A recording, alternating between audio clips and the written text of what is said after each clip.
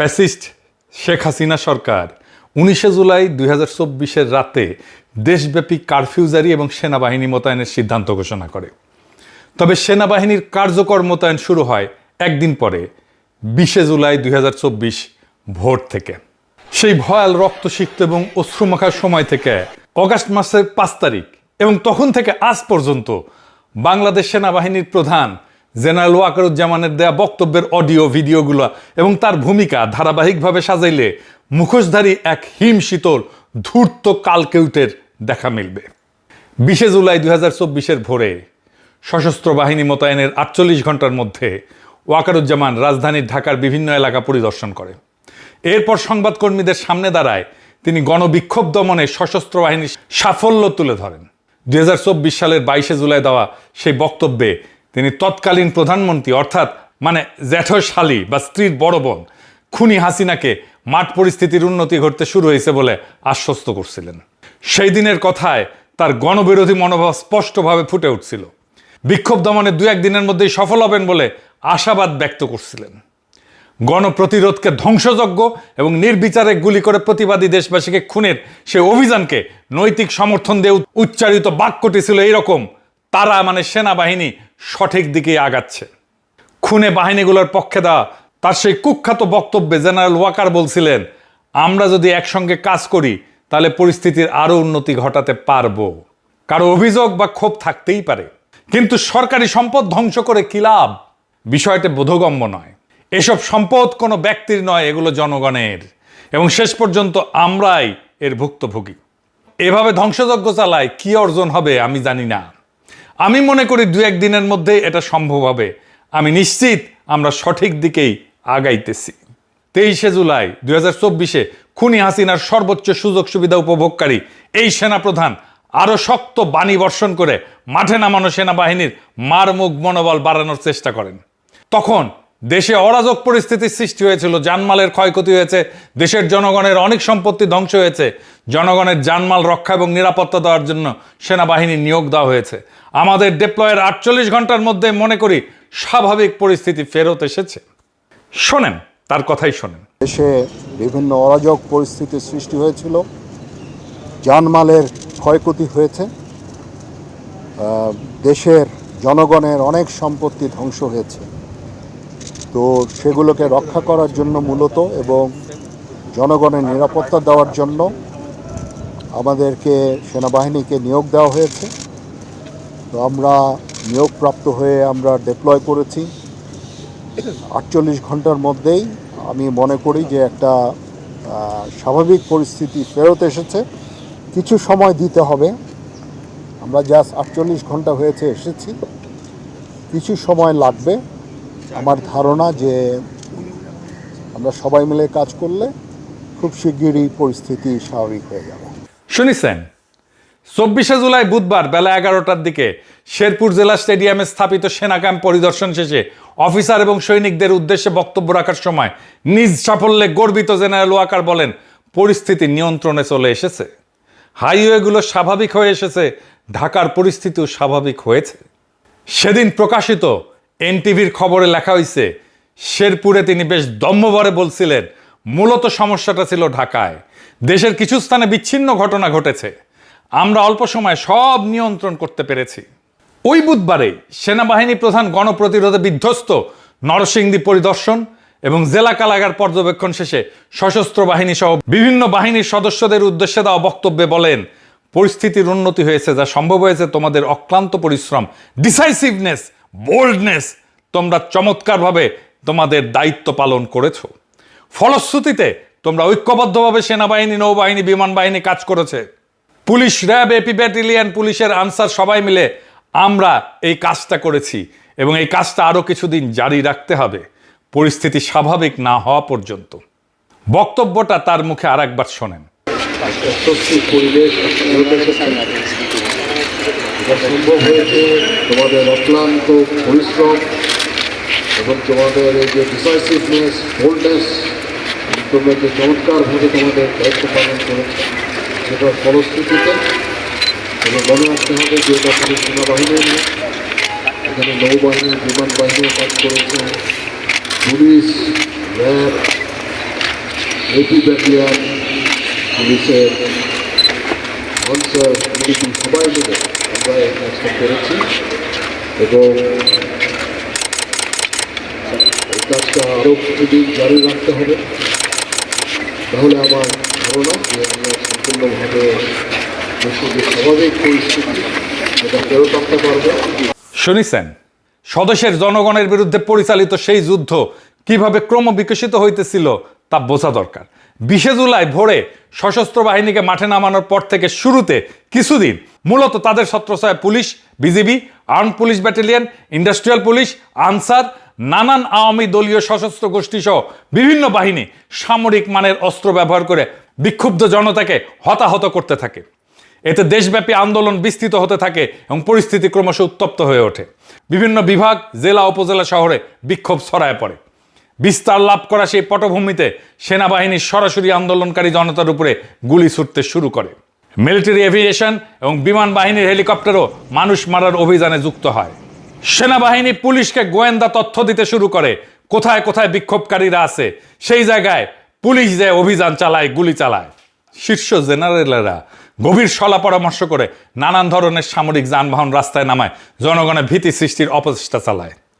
জাতিসংঘ শান্তি রক্ষা মিশনে ব্যবহৃত রণসম্ভারও এখানে ব্যবহৃত হয়। ফলে সশস্ত্র বাহিনীর বিরুদ্ধে দেশব্যাপী জনগণের ক্ষোভ, সমালোচনা এবং নিন্দার ঝড় ওঠার পরিপ্রেক্ষিতে তা মোকাবেলায় 28 জুলাই আইএসপিআর একটা বিবৃতি প্রকাশ করতে বাধ্য হয়।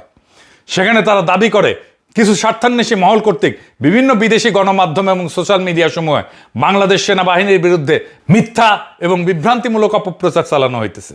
এর মূল উদ্দেশ্য দেশ এবং বিদেশে সেনাবাহিনীর ভাবমূর্তি ক্ষুণ্ণ করে বলে অনুমিত। উল্লেখ্য, বাংলাদেশ সেনাবাহিনী দেশের সংবিধান সমুন্নত রেখে প্রচলিত আইনের আওতায় আইন শৃঙ্খলা নিয়ন্ত্রণ, দেশবাসীর জানমালের নিরাপত্তা এবং জনজীবনে স্বস্তি ফিরে আনতে অসামরিক প্রশাসনকে সহায়তার কার্যক্রম পরিচালনা করছে।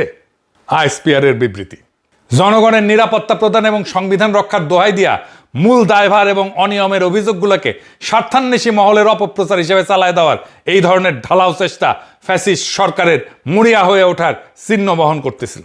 স্বাধীন এবং নিরপেক্ষ বিদেশি গণমাধ্যম এবং সামাজিক যোগাযোগ মাধ্যমে যখন ছবি এবং বিভিন্ন প্রমাণ দিয়ে সুনির্দিষ্ট অভিযোগ তুলতেছিল, তখন তদন্তের মুখোমুখি না হয়ে সেগুলোকে স্রেফ ভাবমূর্তি ক্ষুণ্ণের ষড়যন্ত্র বলে উড়ায় দেওয়ার একটা অপচেষ্টা তখন ক্ষমতাসীন খুনি চক্রের অসহায়ত্বকে উন্মোচিত করছিল। সংবিধানে সিভিল প্রশাসনের সহায়তার কথা বলা থাকলেও সে ক্ষমতার অপব্যবহার বা কোনো ধরনের অপকর্মকে গোপন রাখতে জাতীয় নিরাপত্তা এবং অপপ্রচারের দোহাই ব্যবহার করে সশস্ত্র বাহিনীর সে বিবৃতির মাধ্যমে তখন দেশের সাধারণ জনগণের বিরুদ্ধে যুদ্ধ ঘোষণা করে দেয় এই ওয়াকার। এমনই ছিল তখন দুর্ভাগা বাংলাদেশের রাষ্ট্রের শীর্ষ ফৌজি কর্মকর্তাদের দেশবিরোধী মনোভাব এবং আচরণ। 28 জুলাই প্রকাশিত এই বক্তব্যটি পাঠ করলে একটা বিষয় পরিষ্কার বোঝা যায়। অন্তত সেদিন পর্যন্ত সেনাপ্রধান ওয়াকার বিশ্বাস করতেন খুনি হাসিনার পক্ষ অবলম্বন করার অর্থই হইল দেশের সংবিধান সমুন্নত রাখা। বাংলাদেশ রাষ্ট্র এবং তার নাগরিকদের অধিকার বিরোধী ভূমিকায় অংশ নেওয়া উচ্চপদস্থ সরকারি কর্মকর্তা কর্মচারীদের মনে একবারও এই প্রশ্ন আসেনি যে 2014, 2018, 2024 সালে অনুষ্ঠিত সব কয়টা জাতীয় সংসদ এবং স্থানীয় সরকারের নির্বাচনই ছিল জালিয়াতিতে পূর্ণ এবং ব্যাপকভাবে প্রশ্নবিদ্ধ। ফ্যাসিস্ট শাসক গোষ্ঠী জবরদস্তি, মহাকারচুপি এবং শতভাগ জুলুম করে জনগণকে পরিপূর্ণভাবে তাদের মৌলিক নাগরিক অধিকার থেকে বঞ্চিত করে রাখছিল। আর এই প্রক্রিয়ায় সহযোগী হইয়া সংশ্লিষ্ট সব কয়টা বাহিনী মূলত রাষ্ট্রদ্রোহিতার মতো ভয়াবহ অপরাধে জড়ায় পড়ছিল।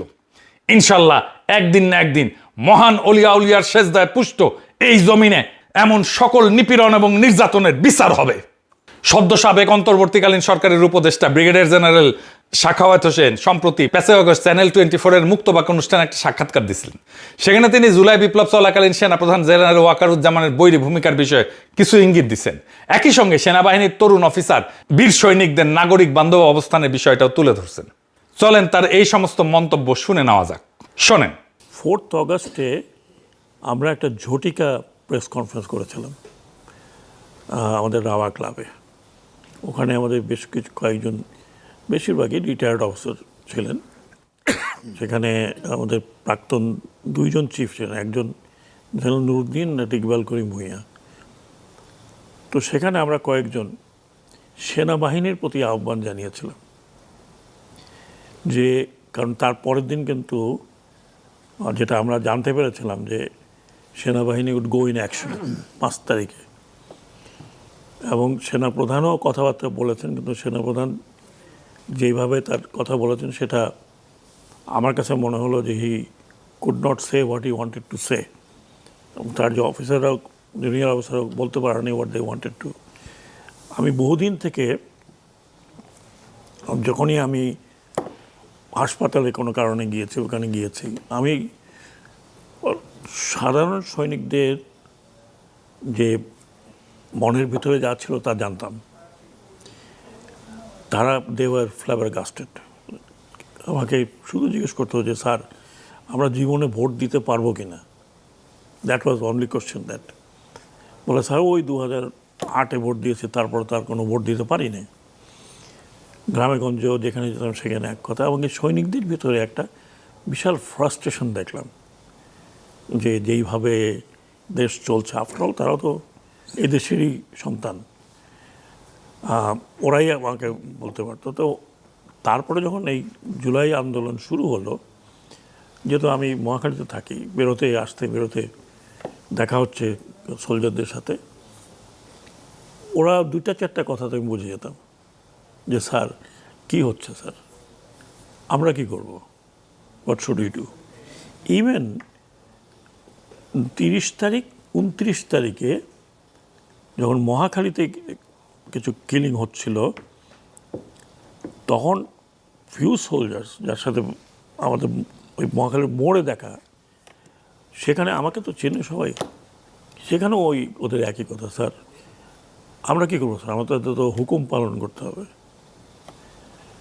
তো এইগুলো আমরা অবজার্ভ করেছি এবং দেখলাম, আমার কাছে যেটা মনে হয়েছিল, আমার কাছে না, আমরা যে কজন ছিলাম, যে সেনাবাহিনীকে যদি নামানো হয় বা তাদেরকে কিছু কিছু জায়গায় করেছে, কিন্তু যদি ঢালাওভাবে আপনি আর্মিকে বলেন যে now you take over, police যা করেছে ইউ ডু ইট, আমি টোটালি মানে এক ধরনের স্যাঙ্গুইন ছিলাম যে আর্মিতে রিভোল্ট হয়ে যাবে, এবং সেনাবাহিনীতে যদি রিভোল্ট হতো তাহলে ইট উড হ্যাভ গন। শুনেছেন, বাস্তবে কিন্তু তাই ঘটছে। জুনিয়র অফিসার এবং দেশপ্রেমিক ধর্মপ্রাণ বীর সৈনিকদের শান্তিপূর্ণ বিদ্রোহের চাপে খুনি হাসিনা এবং ইন্ডিয়ার বাছাইকৃত তাদের পছন্দনীয় এবং অনুগত জেনারেলরা 36শে জুলাই পশ্চাৎপসরণ করতে বাধ্য হয়েছিল। তাছাড়া 5ই আগস্টের জুলাই বিপ্লব বা 2024-এর গণ অভ্যুত্থান প্রাথমিকভাবে সাফল্য অর্জন করতে আরও কিছুদিন বিলম্ব ঘটত এবং অনেক বেশি প্রাণ বিসর্জন দিতে হতো।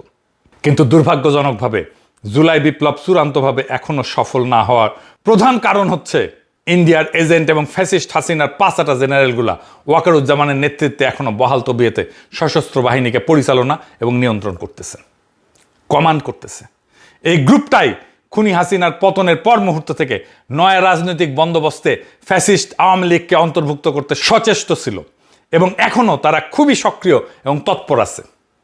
আর পেছন থেকে এদেরকে সর্বাত্মক সহযোগিতা করতেছে ইন্ডিয়ার সরকার, তাদের নিরাপত্তা গোয়েন্দা সংস্থাসমূহ এবং হিন্দুত্ববাদী ক্ষমতাসীন বিজেপি দল সহ সে দেশের প্রায় সব কয়টা পলিটিক্যাল পার্টি।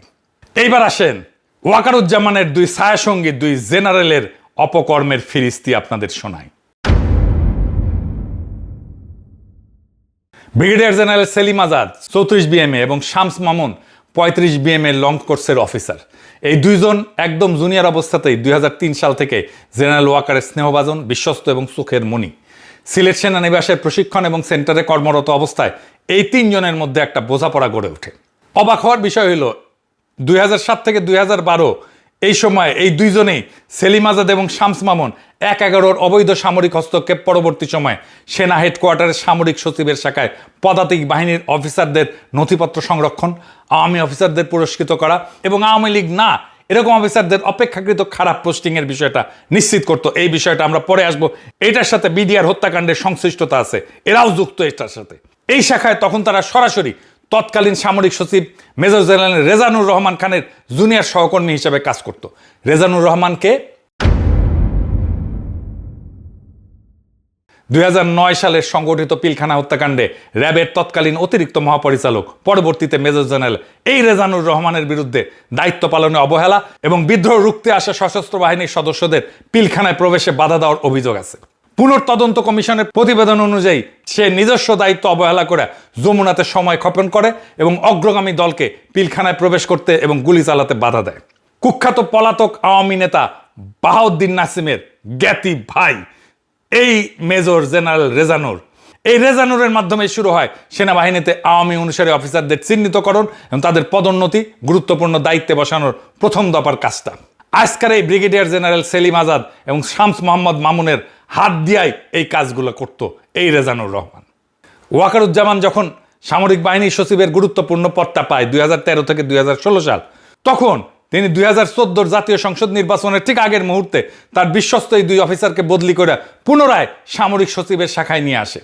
সেই নির্বাচন কারচুপি কইরা আওয়ামী লীগকে জিতায় আনার জন্য পছন্দের বাছাইকৃত অফিসারদের নির্দিষ্ট এলাকায় পোস্টিং দেওয়ার চূড়ান্ত কাজগুলো সম্পাদন করে সেনাবাহিনীতে ব্যাপকভাবে সমালোচিত এবং নিন্দিত হয় ব্রিগেডিয়ার জেনারেল সেলিম আজাদ এবং শামস মোহাম্মদ মামুন। এইবারে আসেন বিডিআর হত্যাকাণ্ডে তাদের ভূমিকা। বিডিআর হত্যাকাণ্ডের প্রাক্কালে কোন কোন অফিসারকে সীমান্ত রক্ষী বাহিনীতে বদলি করা হবে, তখন তার প্রাথমিক লিস্ট তৈরি করছিল আজকের এই ব্রিগেডিয়ার সেলিম আজাদ। তার বানানো তালিকা অনুযায়ী জেনারেল মঈনুদ্দিন গং এদেরকে বিডিআরে বদলি করে। ফলে শহীদ কর্নেল মোহাম্মদ নকিবুর রহমান, শহীদ কর্নেল গুলজার উদ্দিন আহমেদ, শহীদ কর্নেল নাফিজ উদ্দিন আহমেদ, শহীদ কর্নেল মোহাম্মদ শওকত ইমাম সহ বেশ কিছু প্রতিভাবান সেনা অফিসার, ন্যাশনালিস্ট সেনা অফিসার কোনো কিছু বুঝে ওঠার আগে হঠাৎ করে বদলি হয়ে রাতারাতি বিডিআরে যোগ দিতে বাধ্য হয়েছিলেন এবং এর চূড়ান্ত পরিণতিতে তারা শহীদ হন। এই ক্ষেত্রে আওয়ামী লীগ এবং ইন্ডিয়ার যোগসাজশে এদের তালিকা করা হয়েছিল, বিডিআরে বদলি করা হয়েছিল এবং দ্রুত এখানে যোগদান করে হত্যার প্রাথমিক কাজটা শুরু করা হয়েছিল এই তৎকালীন সামরিক সচিবের অফিস থেকেই। আর এর সূচনা করে শামস মামুন এবং সেলিম আজাদের পদাতিক ডেস্ক। এই অপকর্ম করার গাইডলাইন এরা পাইতো খুনি হাসিনার জ্ঞাতি ভাই বাহাউদ্দিন নাসিম এবং তার জ্ঞাতি ভাই জেনারেল রেজানুর খানের কাছ থেকে এবং পলাতক হাসিনার জ্ঞাতি বোনের স্বামী জেনারেল ওয়াকারের কাছ থেকে। বিডিআরে সংঘটিত এই বর্বর ঘটনায় সর্বমোট 74 জন নিহত হয় আপনারা জানেন। 2011 সালে মালয়েশিয়ান আর্মি থেকে উচ্চতর প্রশিক্ষণ শেষে ব্রিগেডিয়ার সেলিম আজাদ দেশে ফিরে আবার লজিস্টিক্সের এরিয়া কমান্ডার মেজর জেনারেল রেজানুরের স্টাফ হিসেবে যোগদান করে। ওই বছরই ফ্যাসিস্ট হাসিনার বিরুদ্ধে তথাকথিত বানোয়াট সামরিক অভ্যুত্থান প্রচেষ্টার সাথে জড়িত অভিযোগে বেশ কয়েকজন সিনিয়র অফিসারকে আটক, নির্যাতন এবং চাকরিচ্যুতির ঘটনার অন্যতম প্ল্যানার ছিল এই কুখ্যাত সেলিম আজাদ। এদের এই ধরনের আচরণের কারণে স্বাভাবিকভাবে প্রশ্ন ওঠে, তাহলে সেনাবাহিনীতে কর্মরত হয়ে কি কারণে এই দুই অফিসার তাদের সহকর্মীদের জীবন নাশ, ক্যারিয়ার ধ্বংসের খেলায় মেতেছিল? এর উত্তর লুকায় আছে এই দুইজনের পরিবারের রাজনৈতিক আদর্শ, মতবাদ এবং দৃষ্টিভঙ্গির ভেতরে। ব্রিগেডিয়ার জেনারেল শামসের বাবা AKM শামসুল আলম ছাত্র অবস্থায় চট্টগ্রাম বিশ্ববিদ্যালয়ের ছাত্রলীগের সভাপতি ছিল। মাহালাক খান 75-এ সোহরাওয়ার্দীর বডিগার্ড হত্যার পরে দেশে যে হাতে গোনা কয়েকটা ঝটিকা প্রতিবাদ মিছিল হয়েছিল, চট্টগ্রামের টিতে নেতৃত্ব দিছিল এই লোক, ওর বাপ। আর এই শামসের শ্বশুর ছিল সচিবালয়ে আওয়ামীপন্থী অফিসারদের অন্যতম নেতা, কুখ্যাত দুর্নীতিবাজ আমলা মহিউদ্দিন খান আলমগীরের সাথে মিলে সে 1996 সালে সচিবালয়ে জনতার মঞ্চ গড়ার একজন কারিগরের ভূমিকা অবতীর্ণ হয়েছিল। ব্রিগেডিয়ার শামসের বড় ভাই doctor Noman Dinajpur medical college ছাত্রলীগের প্রতিষ্ঠাতা সভাপতি। এর মানে হইতেছে এদের পুরা পরিবারটাই ফ্যাসিস্ট আওয়ামী কাল্টের অনুসারী। ব্রিগেডিয়ার জেনারেল সেলিম আজাদের বাবা ছিল বিমান বাহিনীর অফিসার। মুজিববাদী আদর্শের অনুসারী হিসেবে সর্বদা বিতর্কিত রাজনৈতিক বক্তব্য এবং বিদ্বেষমূলক আচরণের কারণে এয়ারফোর্স অফিসার্স অ্যাসোসিয়েশন তাকে তিনবার সতর্ক করে। এতেও তার শৃঙ্খলা বিরোধী সামাজিক আচার ব্যবহারে কোনো পরিবর্তন না ঘটায় সংশ্লিষ্ট কর্তৃপক্ষ তার মেসে ঢোকা নিষিদ্ধ করে দিছিল। এই সব তথ্য থেকে এই ধারণা পরিষ্কার হয়, তা হইতেছে খুব ছোটবেলা থেকেই আলোচ্য এই দুই অফিসার তাদের অভিভাবক, পরিবারের মতাদর্শ এবং মনস্তত্ত্বে বেড়ে উঠছে। গভীরভাবে আওয়ামী ভাবাদর্শের অনুসারী এই দুই অফিসার ফ্যাসিস্ট মুজিবকে হত্যার দায়ে সেনা প্রতিষ্ঠানের প্রতি বিদ্বেষ এবং ঘৃণার মানসিকতা নিয়ে বড় হয়েছে। প্রতিশোধের আকাঙ্ক্ষা নিয়ে তারা সেনাবাহিনীতে ঢুকছে যেন এই সেনাবাহিনীকে ধ্বংস করে ফেলা যায়। এরা সেনা ইউনিফর্ম পরছে, সর্বোচ্চ সম্মান এবং সুযোগ সুবিধা নিছে, কিন্তু এই প্রতিষ্ঠানের প্রতি তারা অনুগতও থাকেনি, এর প্রতি কৃতজ্ঞও থাকেনি। বরং সেকে ধ্বংস বা ক্ষতিগ্রস্ত করার জন্য ফ্যাসিবাদী শক্তি এবং স্বদেশের উন্নয়ন, সমৃদ্ধি, গণতন্ত্রের চিহ্নিত শত্রু ইন্ডিয়ার সহযোগী হিসেবে গোপনে কাজ করছে। তাদের প্রভুদের দেওয়া অপছন্দের তালিকাভুক্ত সকল কর্মকর্তার ক্যারিয়ারের প্রোগ্রেশন বাধাগ্রস্ত করছে। আওয়ামী মতাদর্শের প্রতি দুর্বল নয় তেমন কোনো পেশাদার অফিসারদের ঝাঁটায় বিদায় করছে সেনাবাহিনী থেকে। প্রয়োজন হলে গুম খুন নানা ষড়যন্ত্রের আশ্রয় নিছে, জীবন বিপন্ন করতেও দ্বিধা করেনি এবং তাদের চাকরি জীবনের পুরোটা মেয়াদকাল সময় দেশ রক্ষার শপথ ভঙ্গ করছে। মেজর জেনারেল এবং তারপর লেফটেন্যান্ট জেনারেল এবং সম্ভব হইলে সেনা প্রধান হওয়ার লালসায় এরা এখন উন্মত্ত হয়ে আছে। এমন সকল দুর্বৃত্তের প্রধান পৃষ্ঠপোষক, প্রিয় স্বজন এবং মূল অভিভাবক হচ্ছে খুনি শেখ হাসিনার ভগ্নিপতি বর্তমান সেনাপ্রধান ছদ্মবেশী খুনি জেনারেল ওয়াকারুজ্জামান। জুলাই বিপ্লবের সময় সেলিম আজাদ ব্রিগেডিয়ার পদে মিলিটারি গোয়েন্দা পরিদপ্তরের ডাইরেক্টর ডিএমআই হিসেবে গণ অভ্যুত্থান দমনে খুবই গুরুত্বপূর্ণ ভূমিকা অবতীর্ণ হয়েছিল। আর শামস মামুন ছিল আর্মি সিকিউরিটি ইউনিটের প্রধান। পুরা দেশের গোয়েন্দা তথ্য, গণ আন্দোলনের গতি প্রকৃতি, ছাত্রনেতা নেত্রীদের অবস্থান, তাদের গতিবিধি পর্যবেক্ষণ, কোথায় জমায়েত হইতেছে, কোথায় সংগঠিত হইতেছে ছাত্ররা, কোথায় বিক্ষোভকারীরা সংগঠিত হইতেছে, এই গোয়েন্দা তথ্য তারাই দিত পুলিশকে। বিভিন্ন বাহিনীর মধ্যে সমন্বয় এবং কোথায় কোথায় কোন সশস্ত্র বাহিনীর ইউনিট দিয়ে বিপ্লবাত্মক পরিস্থিতি দমন করা যায় সেনা সদরে বসে এর মাস্টার প্ল্যানার ছিল এই দুই আওয়ামী ব্রিগেডিয়ার। তাদের দেয়া তথ্য এবং উপাত্তের উপরে ভিত্তি করে হেলিকপ্টার, সশস্ত্র বাহিনীর আর্মার্ড ভেহিকেল এবং তাদের মেশিন গান এবং স্নাইপার রাইফেল থেকে গুলি চালানো হয়েছে। ফ্যাসিস্ট বাহিনীর মুখোমুখি দাঁড়ায় প্রাণ বিসর্জন দিয়া এবং শরীরে গুলির আঘাত সয়া হাজার হাজার ছাত্র, কর্মজীবী মানুষ এবং সাধারণ জনতা গণপ্রতিরোধ গড়ে তুলছিল। রাজধানীর ঢাকার যাত্রাবাড়ি, উত্তরা, মিরপুর, মোহাম্মদপুর, রামপুরা, বাড্ডা সহ নানা এলাকায় এই প্রতিরোধের পথ ধরেই 24-এর গণ অভ্যুত্থান বিপ্লবের স্তরে উন্নীত হয়েছিল। বিদ্রোহে উত্তাল এই গুরুত্বপূর্ণ এলাকাগুলো পুনরুদ্ধারের অপচেষ্টায় তখন বহু মানুষকে খুন এবং আহত করা হয়। একইভাবে ফেনী, চট্টগ্রাম সহ দেশ জুড়ে ক্রমাগত হত্যাকাণ্ড এবং বিক্ষোভকারীদের উপরে আহত করার ঘটনা ঘটতে থাকে।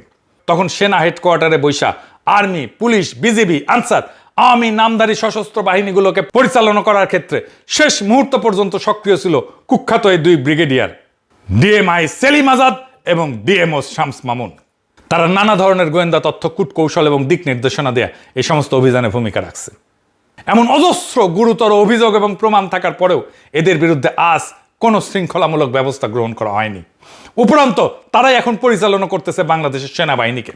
সেনাপ্রধান ওয়াকার, ব্রিগেডিয়ার সেলিম, শামস, অবসরপ্রাপ্ত জেনারেল রেজাউনের বাছাই করা কর্মরত জেনারেলদের আওয়ামী ইন্ডিয়ান চক্রের প্রত্যক্ষ পরিচালনায় খুনি হাসিনা সরকারকে শেষ পর্যন্ত টিকায় রাখার প্রাণান্তকর চেষ্টা করা হয়েছিল।